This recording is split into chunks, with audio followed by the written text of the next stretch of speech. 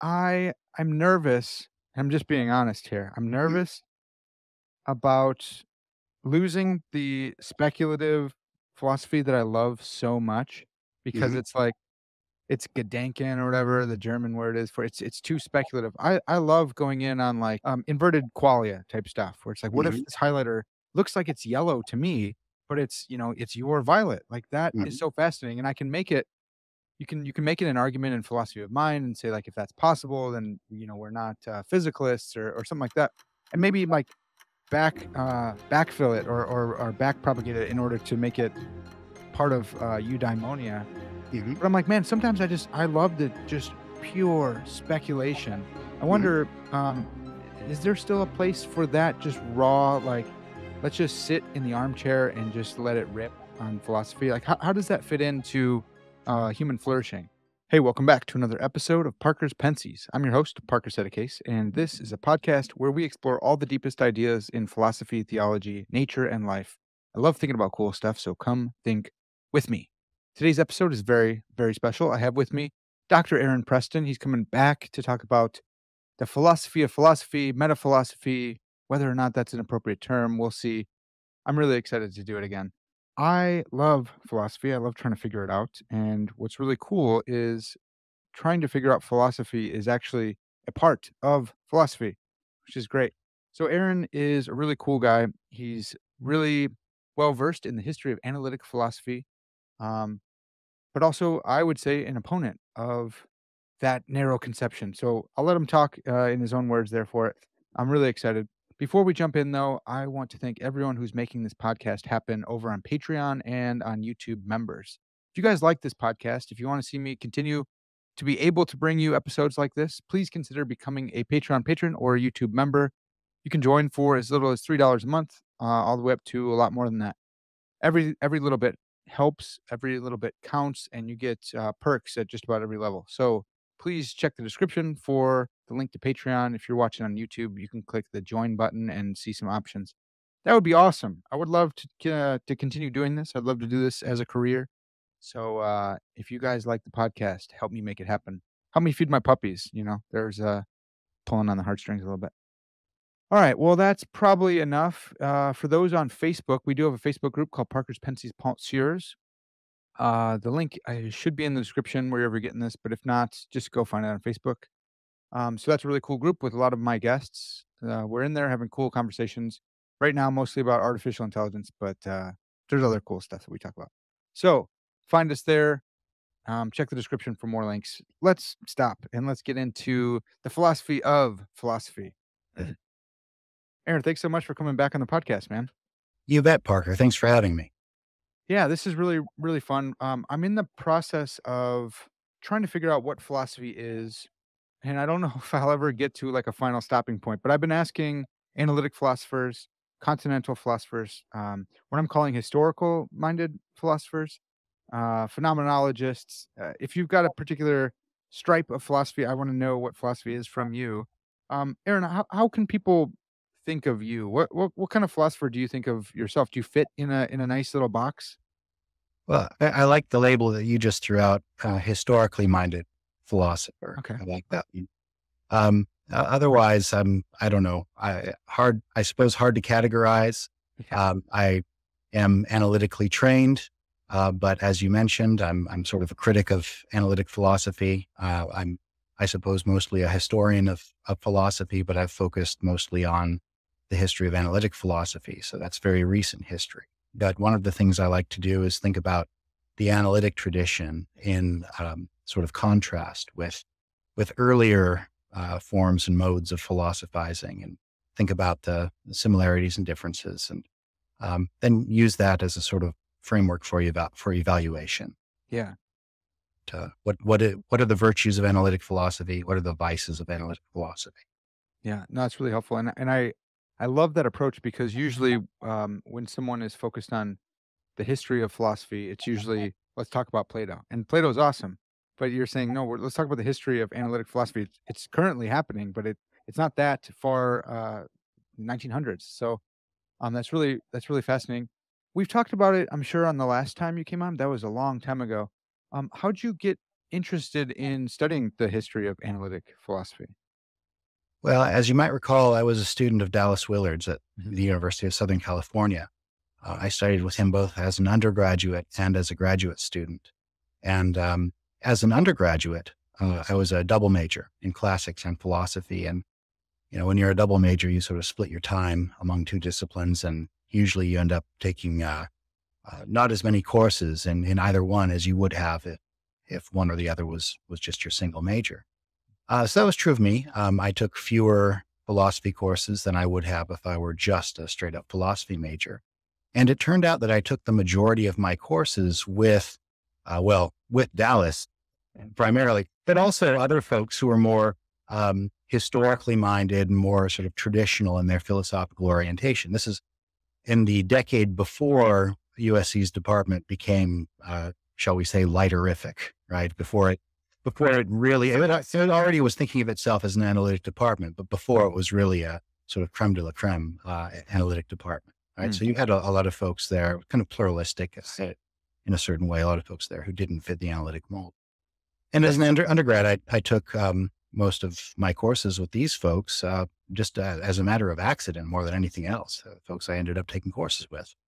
When I returned to USC as a graduate student a little later on, late 90s, early 2000s, I started running into more professors who were more self-consciously analytic and who worked more in what we think of as the core areas of analytic philosophy.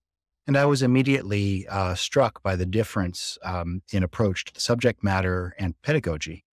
And some of it I found quite puzzling and even to the point of being problematic. And I wanted to sort of understand why these folks were doing philosophy in a way that was so different from Willard and the other more traditional and historically philosophers that I had encountered as an undergraduate. And so that's how I got interested in analytic philosophy, first in a metaphilosophical sort of way. So, why are they approaching the subject in this way?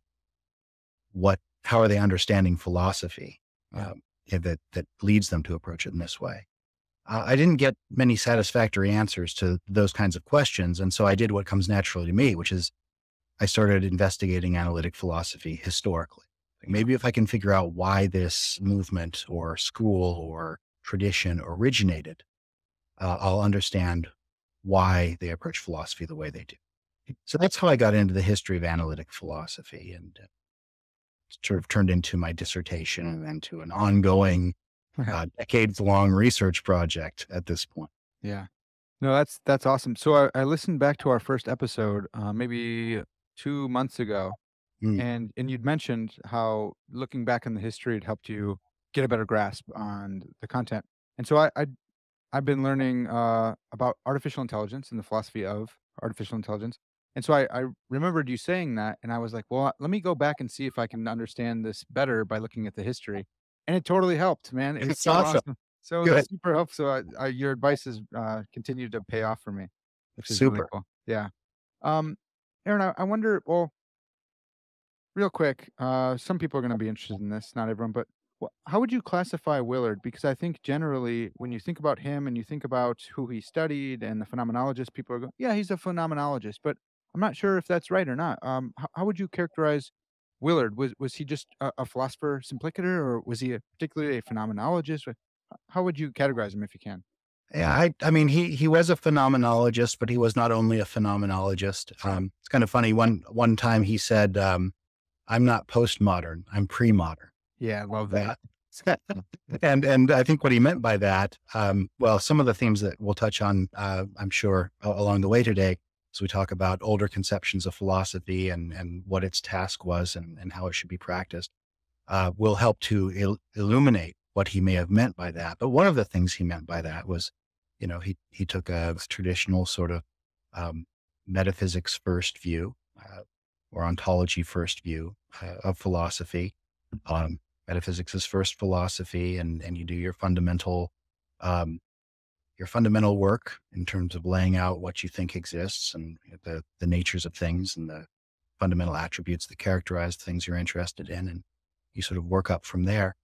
He thought phenomenology was a very useful approach in trying to accomplish that traditional philosophical task. He thought Mm, that you are doing your ontology responsibly unless you were approaching it through the use of a rigorous phenomenological analysis, right? yeah. So the motto of the early phenomenological movement, to the things themselves, was Mm, also Willard's. It's like you mm, straight to the thing itself and you start to analyze it phenomenologically and try to get a hold of its essential properties and sort of work up from there. yeah.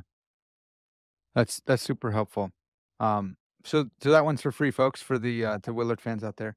Um, we've used the word a few times already.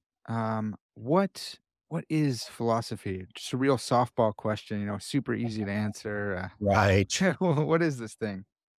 Right. Well, I remember you talking about this in one of your previous podcasts with I think Mike Humer, Yeah. and a lot of really interesting things were said. But I remember you sort of struggling, both of you, to talk about this idea of, well, the word means love of wisdom, and how is that represented in what we actually do as philosophers, right?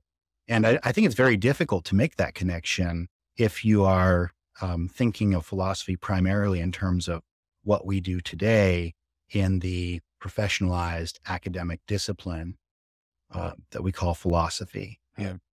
Thinking about philosophy as love of wisdom just doesn't make a whole lot of sense in connection with philosophy as practiced today. But if you go back to the origins, I think it makes a whole lot of sense. Mm, It seems to me that philosophy, as understood and practiced by folks like Socrates, Plato, Aristotle, and others down through the ages, sort of cast it as a cognitive and behavioral endeavor to provide wisdom for living the right kind of life.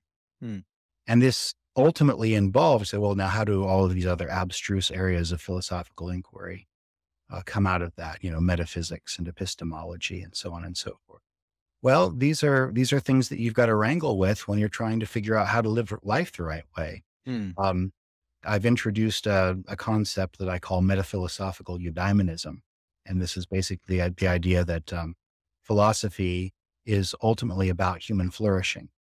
That human flourishing in that distinctive Greek sense associated with the term eudaimonia, where it's not just happiness.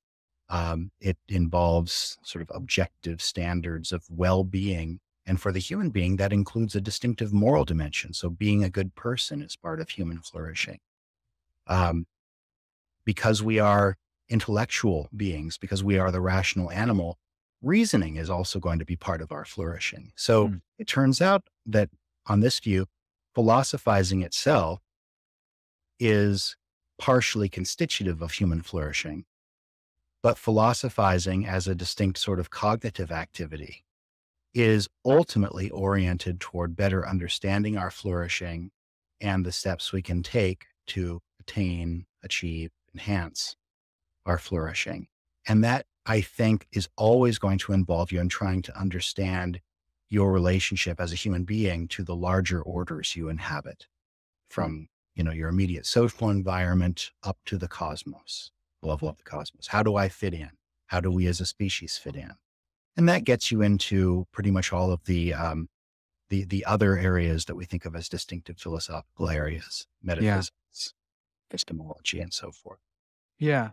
I I just took a class with Paul Gould at Palm Beach Atlantic, and it was on public philosophy, Mm, and he kept hammering this point, and a lot of the authors that you cite in the 2 papers that you sent me, we read them, and, it was really good. I'm nervous, I'm just being honest here, I'm mhm, nervous about losing the speculative philosophy that I love so much because mhm, it's Gedanken or whatever the German word is for it's too speculative. I love going in on like, "Hey, what if my" inverted qualia type stuff where it's like, "What if mhm, this highlighter looks like it's yellow to me, but it's your violet?" Like, that is mhm, so fascinating, and I can make it you can make it an argument in philosophy of mind and say, like, if that's possible, then, we're not, physicalists or something like that.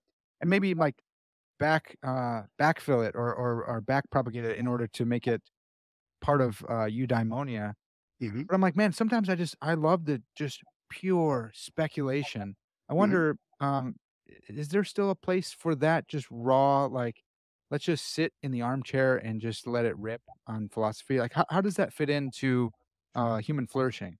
Well, sure. And so I think the trick is to see that there is a place for it, but the place for it is as part of a larger whole, right? I suppose that we would probably agree that someone who devoted, well, let's just say it's possible to devote too much time to that sort of thing.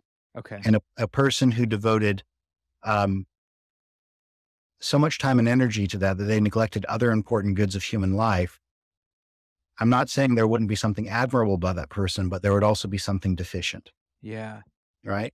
Yeah. And so absolutely, there can be a place for, pure speculation. Again, philosophizing is part of human flourishing. And so taking time just to engage in these speculative endeavors without knowing whether or not there's going to be some sort of, um, further outcome for human flourishing beyond the enjoyment that you Mm, take in the exercise of your faculties itself, that's fine. That's mm. fine. Okay. But that's got to be part of a balanced, holistic endeavor to live the right kind of life, it seems to. Yeah. Okay, no, that's really, really helpful. Yeah, and I noticed, you had this great line in one of the papers, about theory, the theoretical and the practical, and how they need to go hand in hand.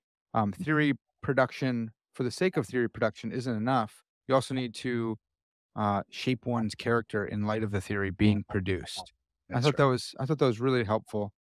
Um, and it is kinda sad when I read your stuff and I go back and think, "Oh, no, has most of philosophy, like, lost its way today?" And it's a little bit scary because 'cause you'd make me, like, step back out of just being in it and say, "Oh, no," like, most of the analytic folks I talked to today, they're like, no, it doesn't really matter if the ethics professor is a good person. It doesn't matter. Maybe they need to be a good person just in virtue of being a person. Okay, that's cool. But I would think if you're an ethicist, you ought to be more ethical than the average person. I'm not sure. Would metaphilosophical eudynamism predict that, or would it say that the ethics prof ought to be good in virtue of being an ethics prof?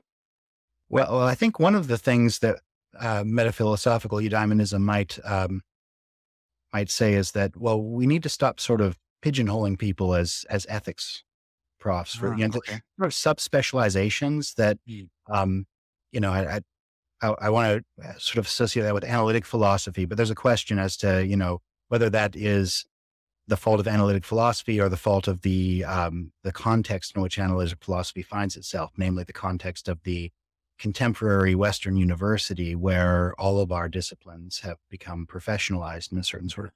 Now, I think there was in the process leading to this state of affairs, there's a sort of symbiosis between the changes at the institutional level, the American university, let's say, and the changes in the discipline of philosophy. I think analytic philosophy was the species of philosophy that tailored itself to that institutional context most completely, and that's one of the reasons why it proved to be dominant ultimately.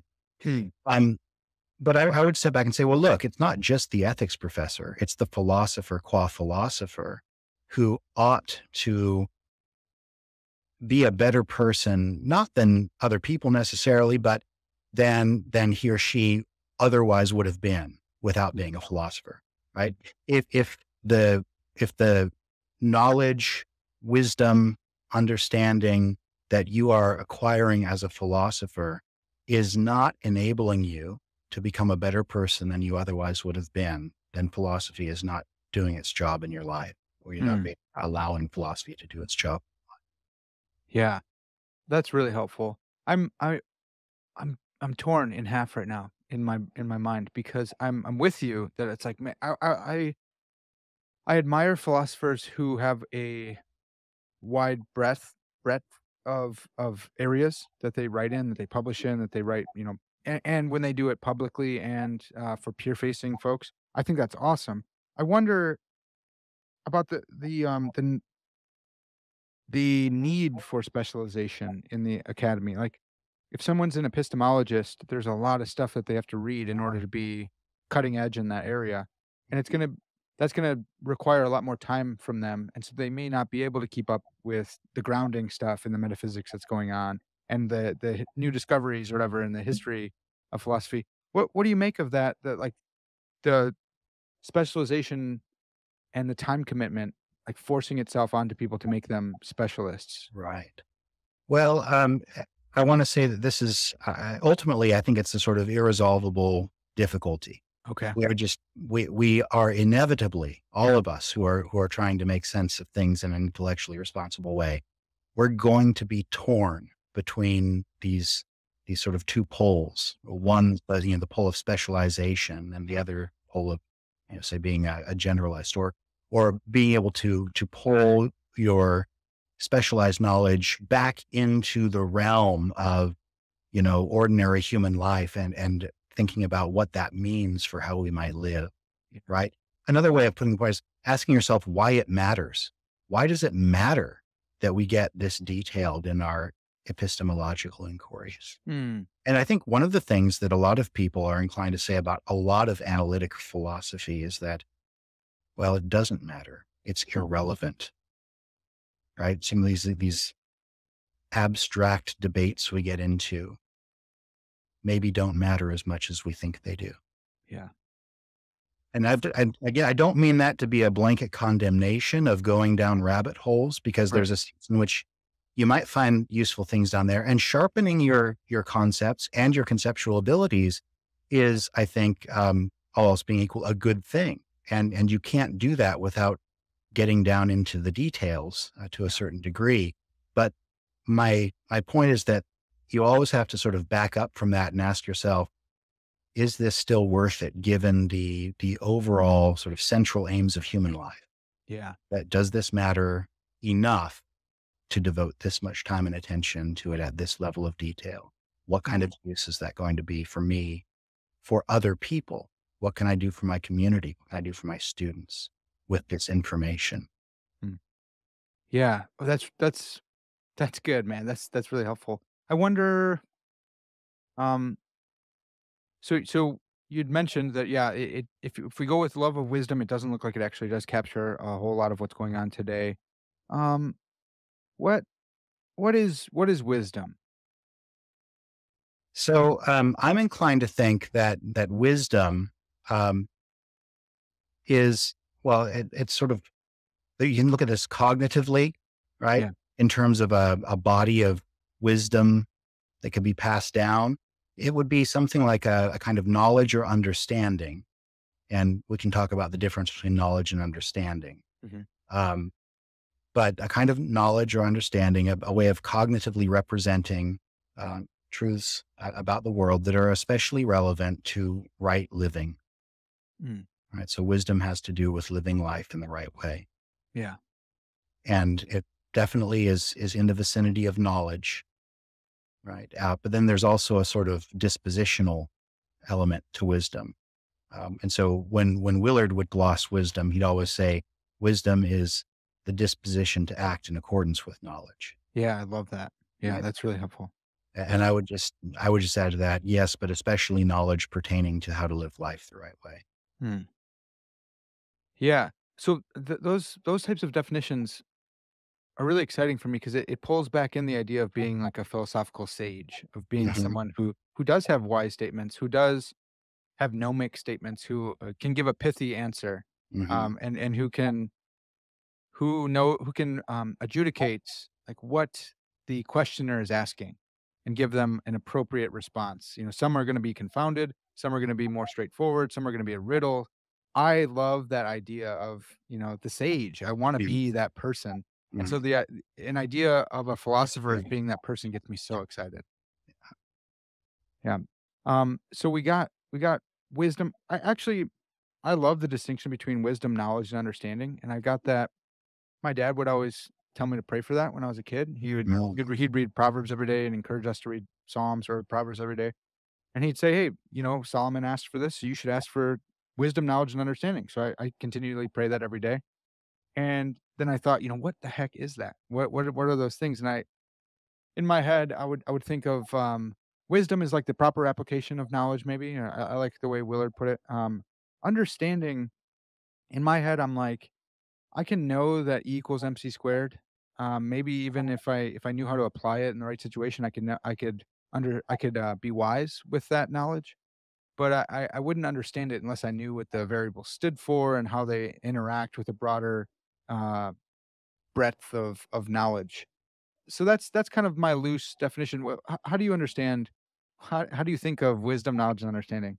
Right. So, you know, I, I sort of draw on contemporary work by a number of virtue epistemologists who have tried to rehabilitate wisdom and understanding as valuable cognitive states or cognitive achievements um, that are distinct from knowledge. You read folks like, say, Linda Zagzebski or John Quanvig, who have written on understanding and some of these other neglected, um, valuable cognitive states that traditionally have been valued within philosophy, but since the turn of the 20th century and the rise of analytic philosophy, have been eclipsed in favor of knowledge, straight up.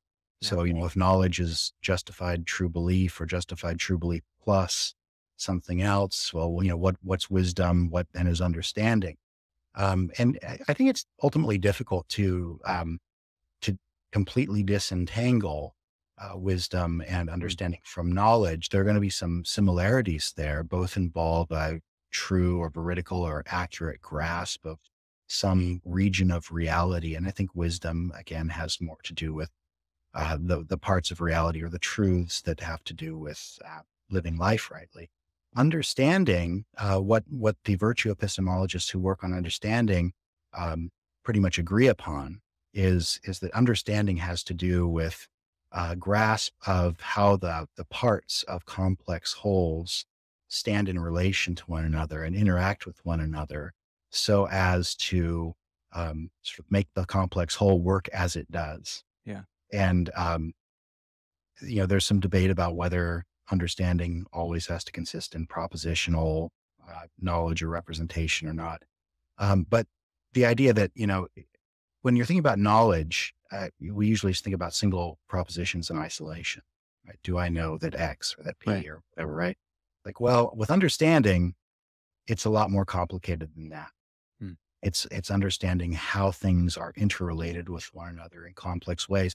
And it's especially associated with the ability to explain. Yeah. The Yeah, that's ability to good. explain.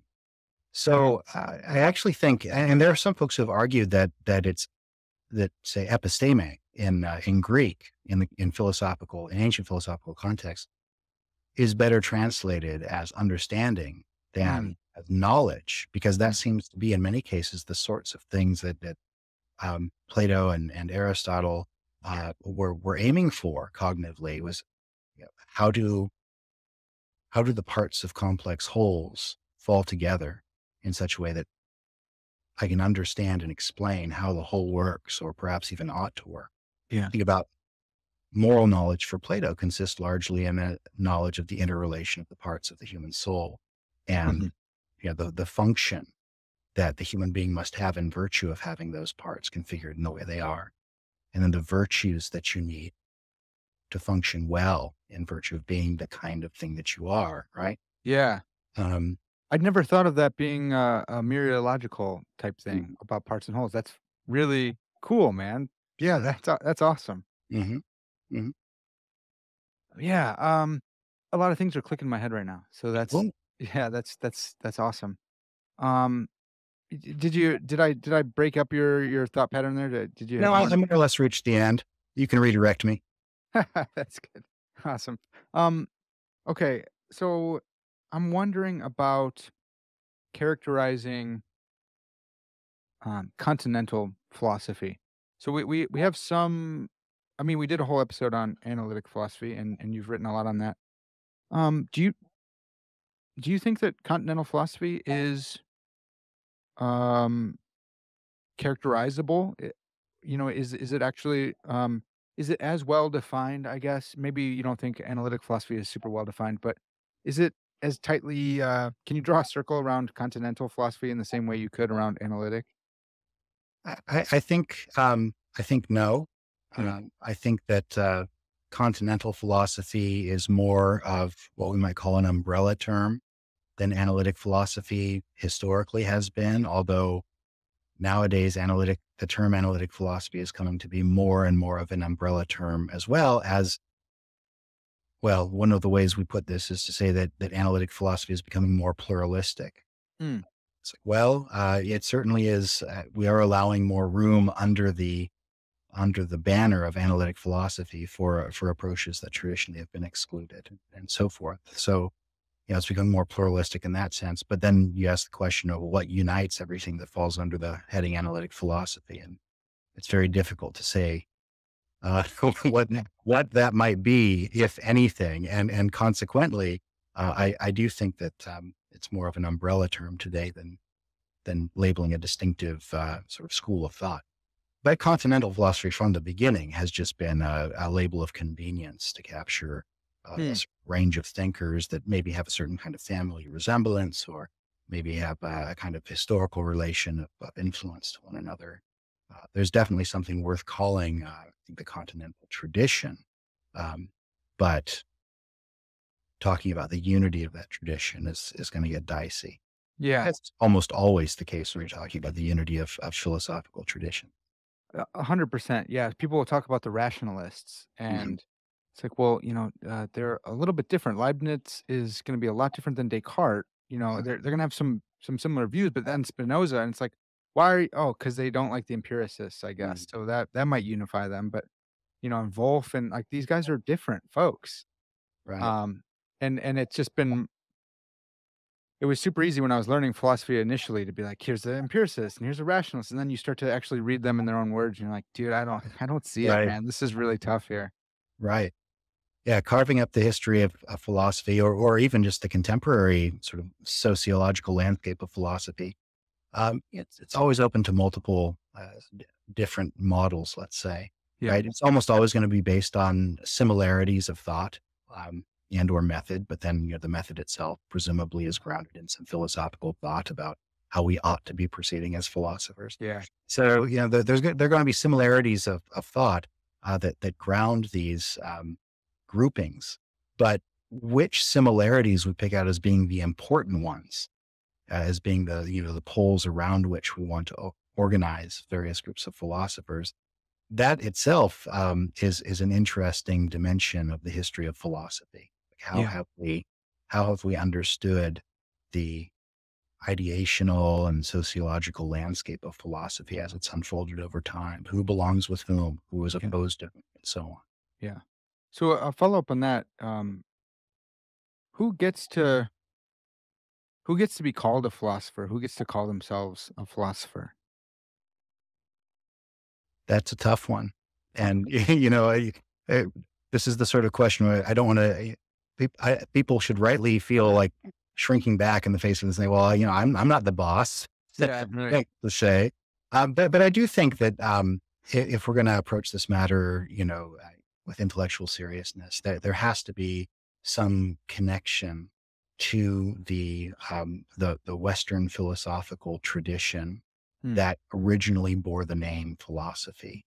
I take a sort of, you might call it an originalist approach to understanding these important terms. So, what is philosophy? What is it to be a philosopher? Well, the label first belonged to this tradition that developed in, say, ancient Greece, right? That's where the word itself comes from.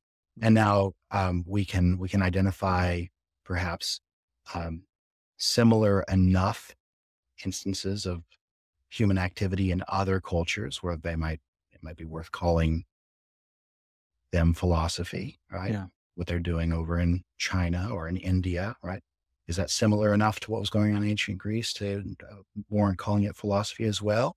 We can have debates about that, but I'm open to that. And then, of course, across Western history, people who are furthering the project, part of the tradition, carrying it on, and folks who are you have this weird phenomenon of what some have called anti-philosophy philosophers. Yeah. Um, and so, well, are they part of the tradition or are they not?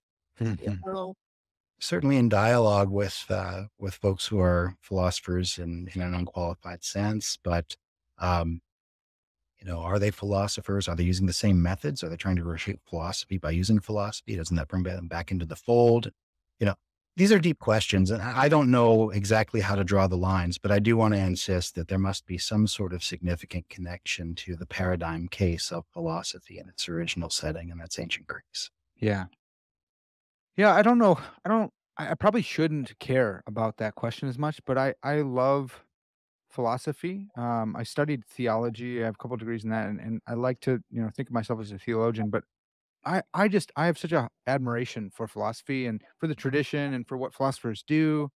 And so I'm like, "Oh, no, you don't get you're not a philosopher." Like when there's a public figure who says, "I'm a philosopher," and they have no formal training at all, I'm Mhm. like, "Man, I don't wanna count you." And maybe that's just me being a jerk, but there's this one podcaster, and he's a comedian. It's Mhm. not Joe Rogan, it's another dude, I don't wanna say his name, but, in his intro, he says, like, "Warrior, philosopher," and I'm like, "Dude, this is so cringy and embarrassing that you're calling yourself these things." Right. Especially when you don't have any formal training. Just because you talk to people doesn't mean you're a philosopher, but then I'm thinking, is Jordan Peterson a philosopher? A lot of people are like, "Yeah, he's one of the greatest philosophers of our time." And, well, he's Mhm. a psychologist, and I guess Mhm. he's talking with Jung and stuff, and he mentions philosophers sometimes.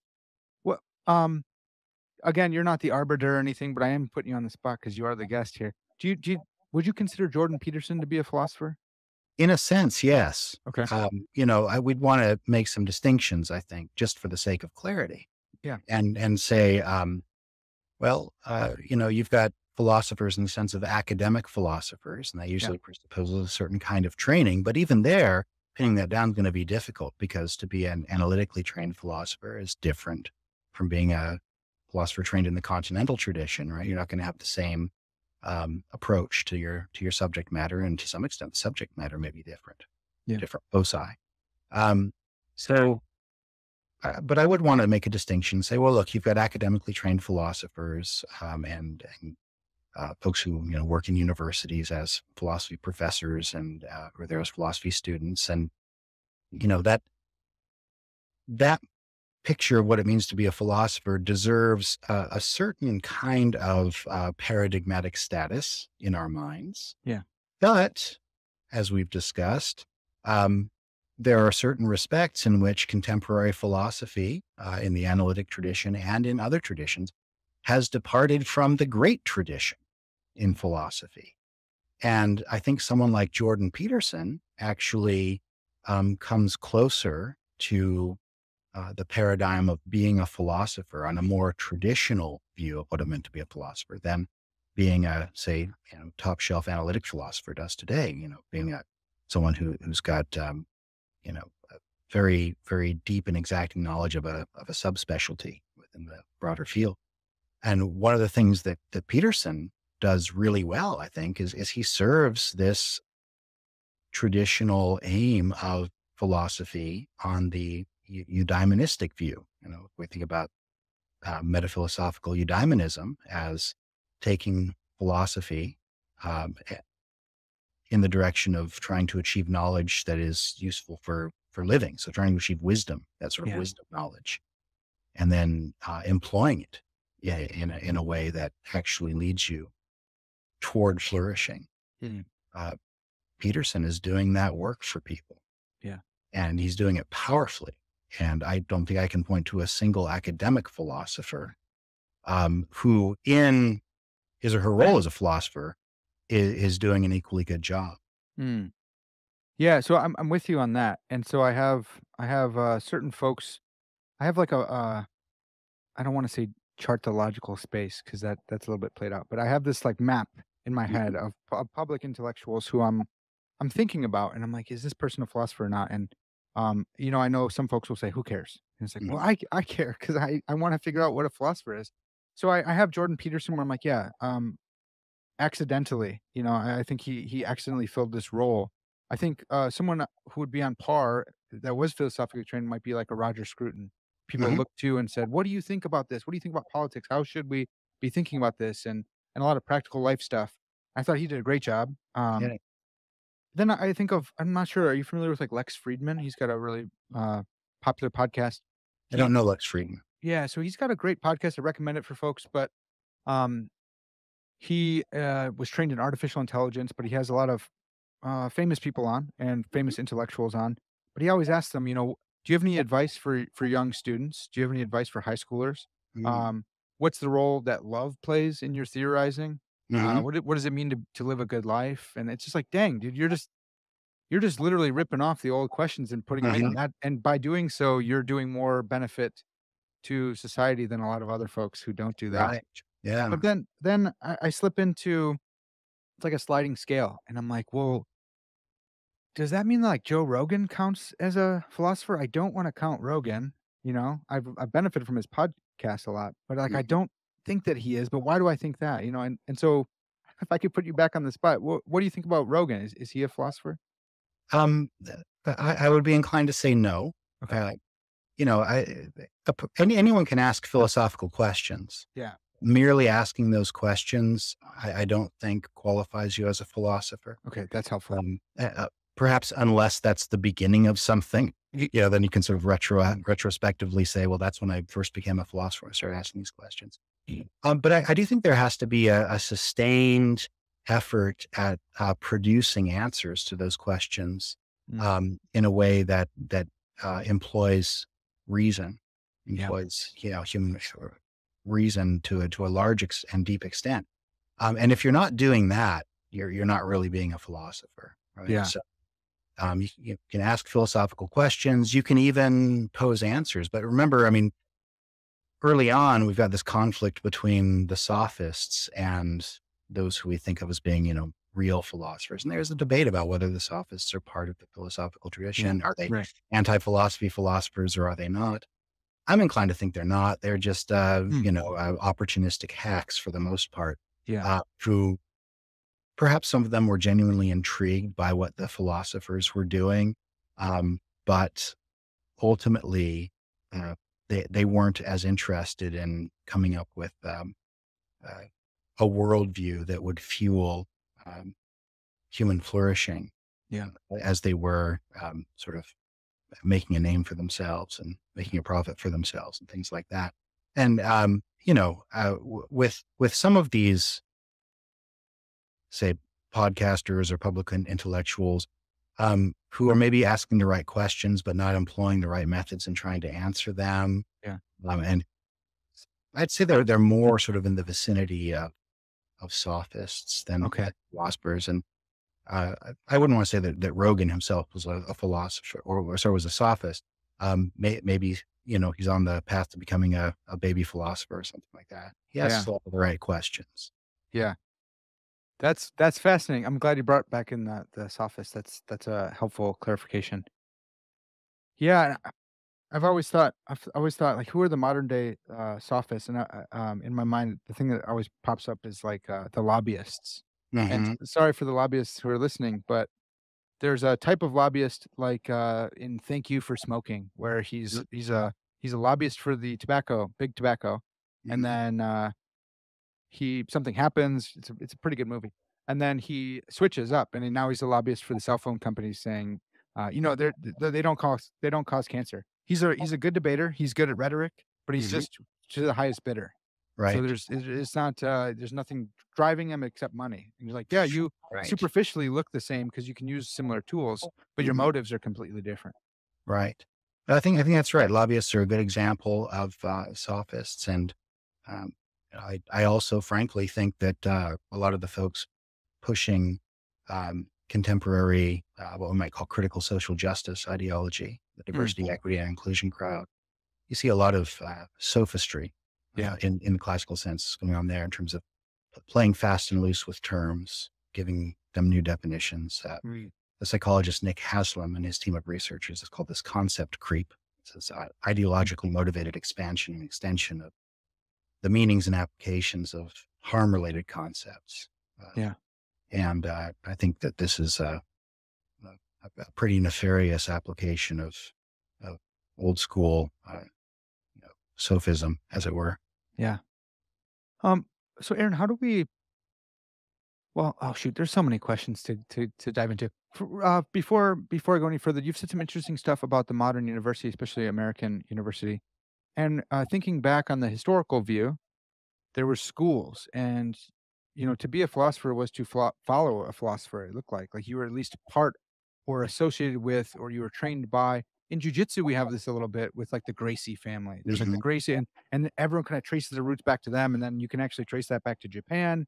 And so you don't everyone kinda can trace it back, and I that's at least a picture that I have of the ancient schools where they were all coming from certain figures, and to be part of that was to be a part of this, it was a lifestyle too. You dressed a certain way. I think they all had the similar haircut. You could even say what robe they were wearing. Was it like a palace or whatever, and their arms just hooked like this? Um, what do you think? Like, if you could be dictator of if you could be the philosopher king of the modern university, would you go back to the school? Should we have, like, a figure that people follow? Or what would you do? What would you how would you set it up?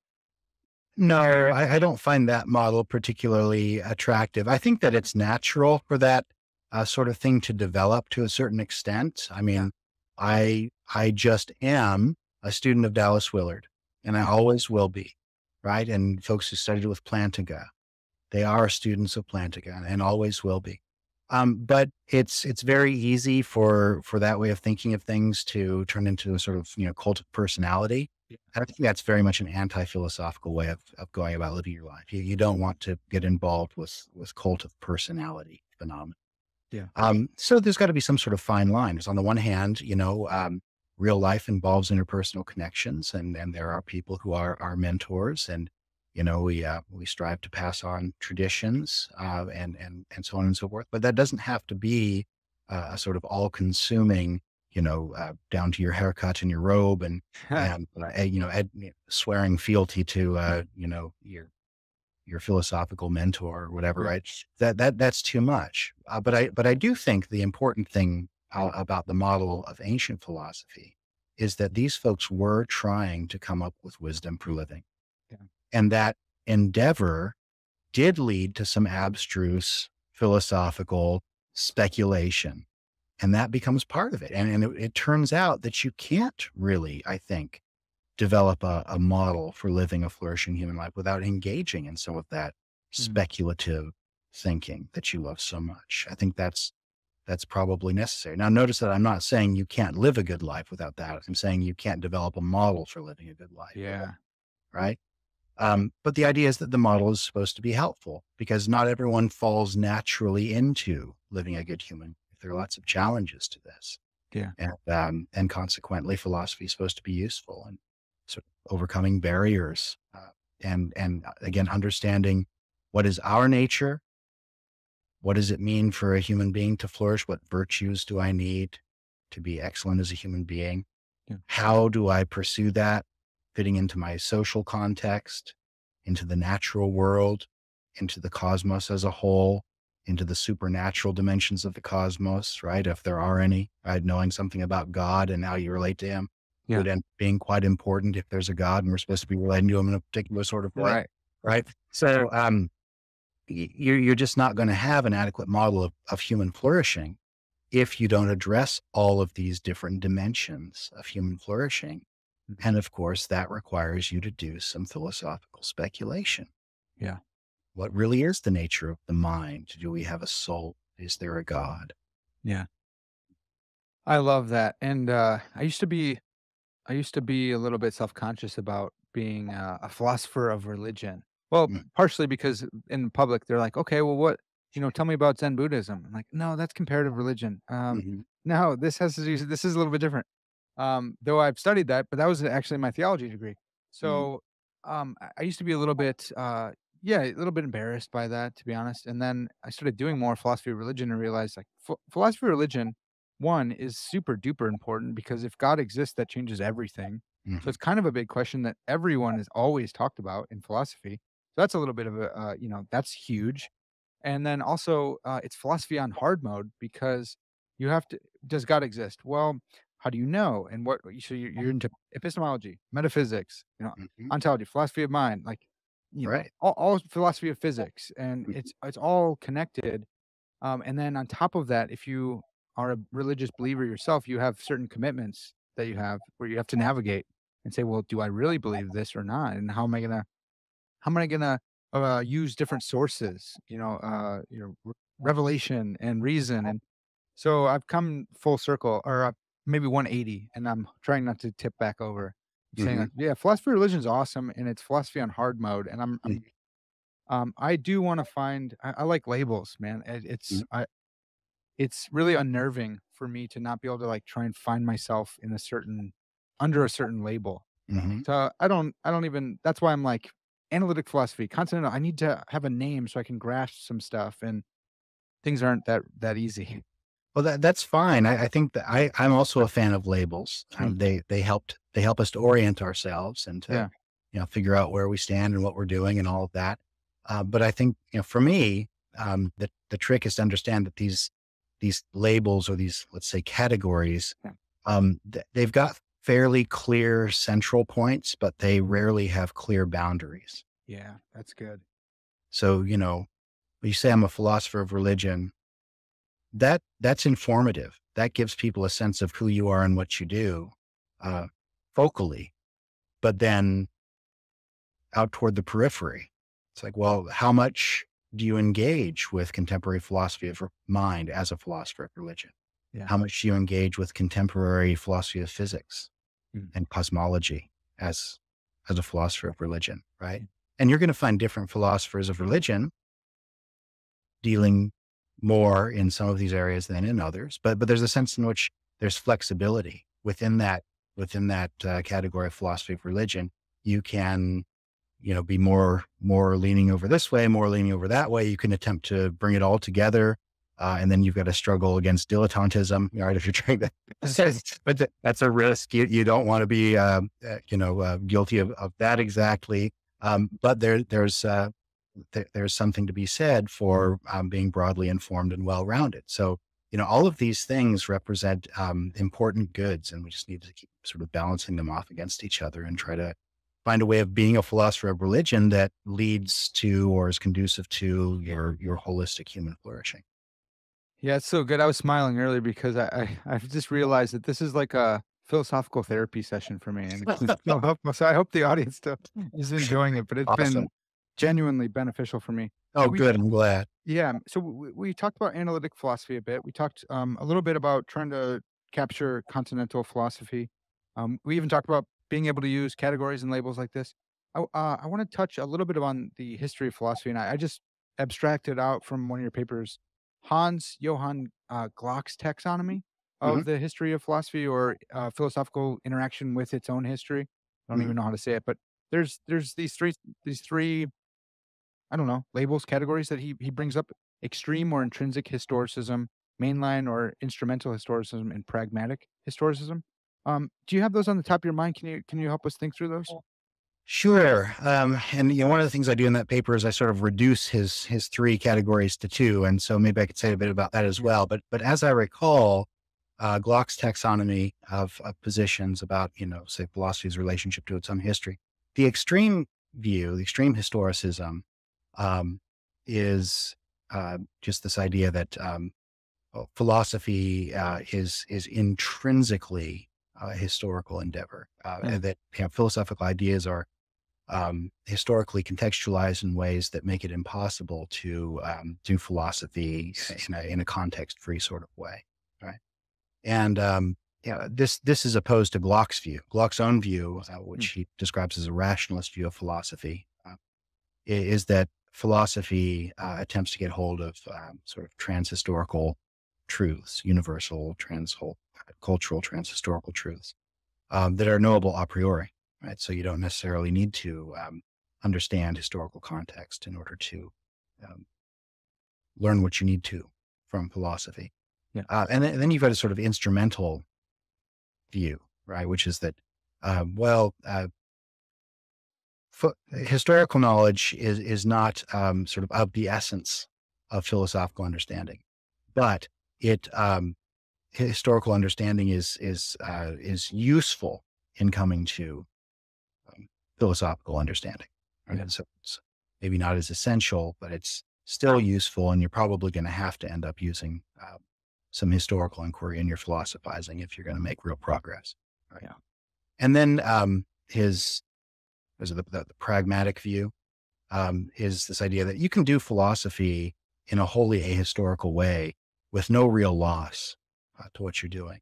Yeah. But sometimes it might be just pragmatically useful to approach something in a historical fashion rather than trying to reason it out a priori from the beginning. The pragmatic one reminds me of humor's position. That sounds a lot like humor, where he's like, yeah, you could take it or leave it. Yeah. I think that's what I recall as well. Yeah, Yeah. that sounds right. Yeah.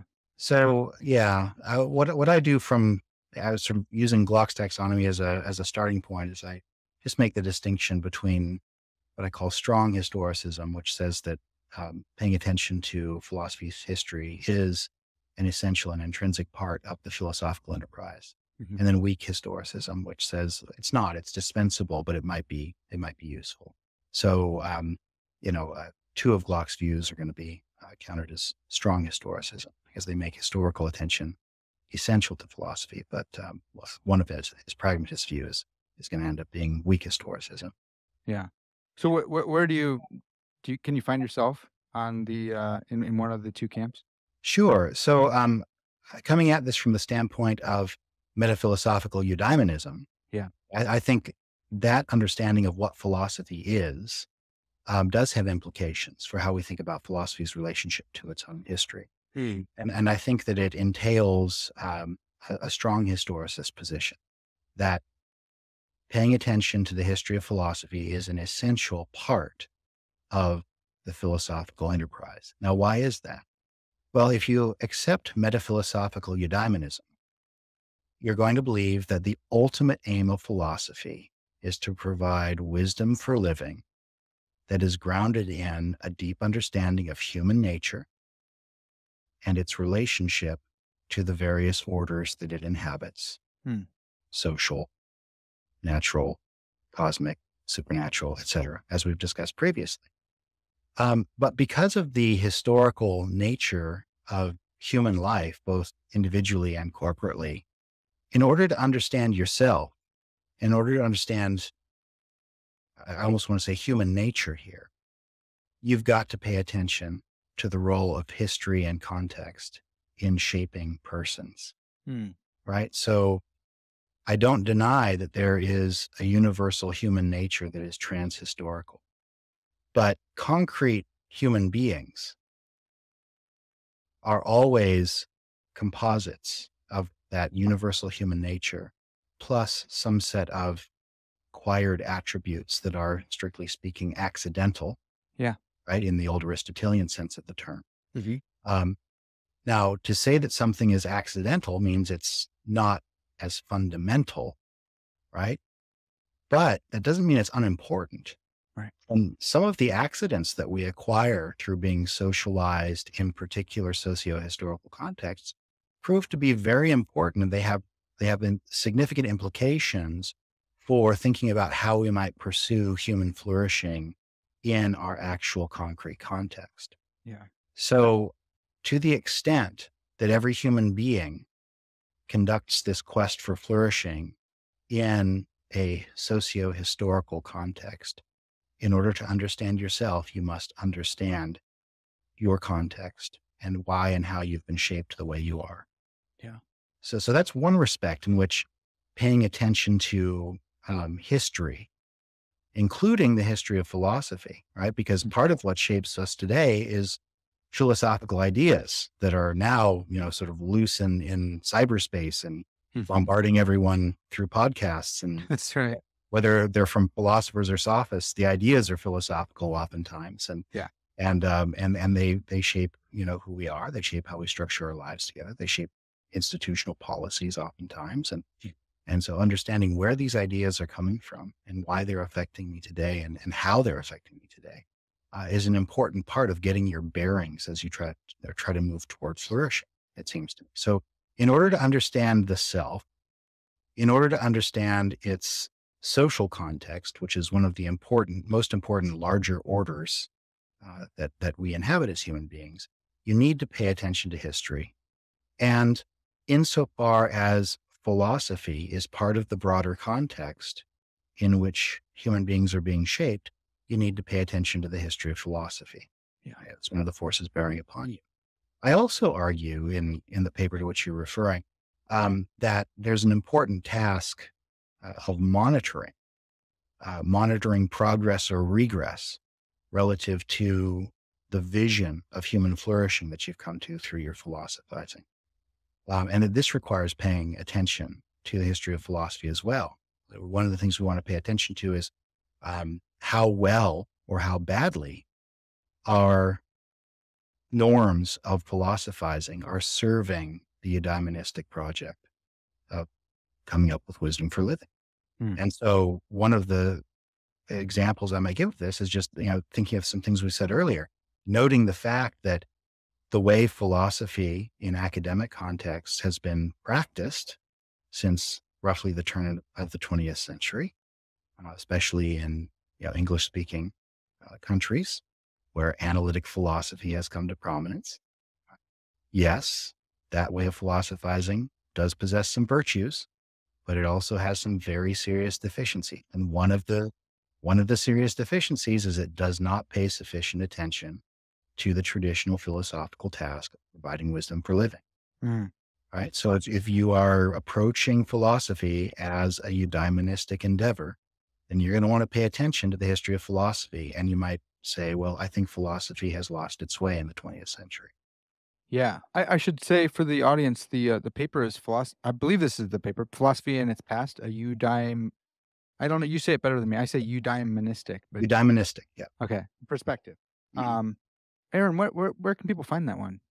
That is either about to come out or just has come out in a book on philosophy and the formation of philosophical canons. Okay, I can get you the full title and publisher info. awesome. Yeah, I'll put that in the description for the audience. That's huge. Uh, that last point that you just made, I ruined it, but I wanted people to have the I wanted them to have the reference. It was so fascinating, man, because not only if what you're saying about analytic philosophy is true, then philosophy in the analytic tradition has lost its way, but they've also, in losing their way, they've also lost not just the prominence, but the applicability or the interest of the audience of the people at large, of the populace. Scott's, I don't know how to say it. Is it Scott Soames? I've never So, pronounced it out loud. Okay, mhm. I always see the name, but I never said it out loud before. Scott Soames, you have another paper reflecting on one of his books. And Soames sees philosophers as conceptual technicians, and in that analytic school, that's kind of what we are. In the rationalistic approach of Glock, philosophers are supposed to solve supremely abstract and fundamental problems by means of a priori methods, such as conceptual analysis. And so then the people at large are like, okay, cool. I don't understand that. So you guys can go do your stuff, but I'm going to go listen to like Slavoj Žižek, and whatever he's saying. That sounds kind of fascinating. And I'll listen to the Stoics because they're going to talk about going and lifting weights and trying to live a good life. So that's what philosophy is to me, or maybe Nietzsche. That's so when I tell people I study philosophy, these are the type of folks they bring up to me. I'm Mhm. like, dang it. I thought I got away from this with the philosophy of religion stuff. Now I say philosophy and I still get Nietzsche and stuff, other people that I'm not studying. So in my head, I'm like, fine, I'll read everyone because whoever you guys are interested in, I would love to be able to help you think about that. And maybe Mhm. there's some really good stuff in there as well. But it's sad because I think that the the role of the philosopher in our Western societies has diminished. But I wanted to ask you, what do you think the role of philosopher at large? So we talked analytic, continental, historical. What's the role of the philosopher as public philosopher? What do you think? Yeah. Well, I'm inclined to say that the philosopher ought to have something to say to the non-philosopher. Yeah. The philosopher ought to aim to be in possession of wisdom that would be useful for non-philosophers Mhm. if they had, say, ears to hear. Yeah. And so, I mean, one thing we haven't discussed yet, and yes, a critic of analytic philosophy and all of this, but it's also worth noting that we live in a cultural context where um, not only has philosophy sort of failed the public, but the public, I think, has also failed philosophy, and that there just aren't many people nowadays who really are interested in what philosophy can offer them in terms of wisdom for living. Mhm. This has a lot to do with what Willard called the disappearance of moral knowledge, which we talked about last time we Yeah. were together. Um, that folks nowadays are more interested in living life by their own lights in a way that fulfills their own wants and desires, um, than they are coming up with some sort of structured set of demands and ideal that might cause them to, you know, I guess, restrict themselves in their pursuit of hedonic pleasures or Right. personal satisfactions or whatever. Right? Like, well, no, you've got to, just like if you're pursuing athletic excellence, you've got to discipline yourself and you've got to restrict yourself in certain ways and force yourself to engage in things that you might not otherwise engage in, heavy lifting. That's it.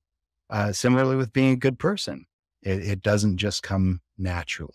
Maybe up to a point it comes naturally, but if you're really going to make progress in virtue toward human flourishing, at some point you've got to make that a project for yourself, Yeah. and that's going to require some discipline. That's another one that's challenging for me that I haven't thought about before, about the public failing philosophy as well. I think about it when I look at my YouTube analytics, and I see Hmm. it's not as big as I want it to be. You failed me, YouTube, but, that I'm also situated in this culture, and I am still a product of it, and somehow, I would say God drew me to philosophy through, people asking me about my faith and me wanting to Hmm. understand better and help, people, with their questions. Um, but yeah, I was still a product of that, and so I still am a member of this society, and so in a sense, I think I probably have some of the burden as well, which is fascinating. So I'm just trying to, if I can associate myself with the public as well, then I get to yell at the public a little bit Hmm. more easily.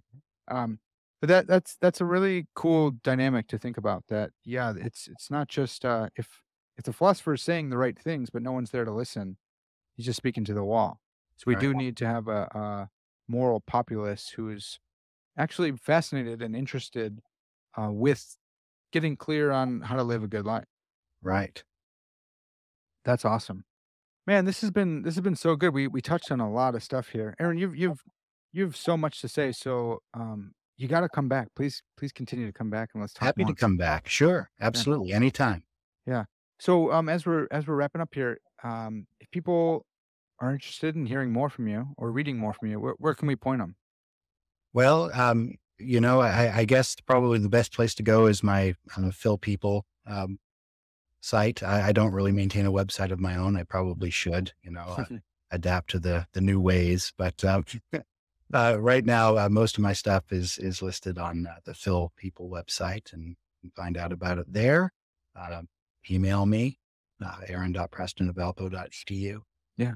That's Yeah, about it. and, sometimes people will be interested in my guests, and if I have a pastor on or a theologian who's a pastor, they'll say, "Oh, I'm gonna go check out their church." If you or your child is interested in philosophy, you wanna go study with someone, go study with Aaron, Aaron, can you say what school you're at? I didn't know if I wanna Yeah, dox you or at anything. Valparaiso University in Valparaiso, Indiana. Yeah. And, yeah, still a Great. good place to be. Yeah, that's right, that's awesome. Alright, folks, well, that's gonna have to do it for now. This has been Parker's Pensées, and as always, all glory to God.